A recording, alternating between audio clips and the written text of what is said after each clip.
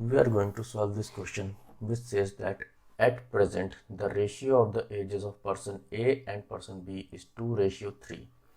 After 5 years from now, its ratio will get changed to 6:7. What is the present age of person A? Let us solve this. First, we will suppose the ages of person A be X and person B be Y.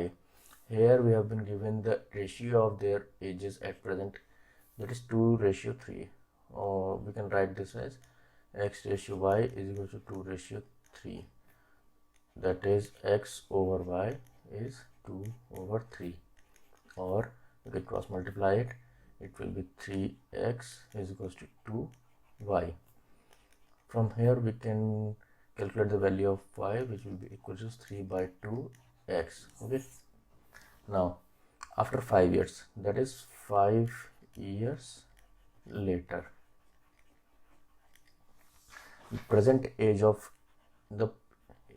A after 5 years will be x plus 5, and that of B will be y plus 5, and their ratio after 5 years will be 6:7.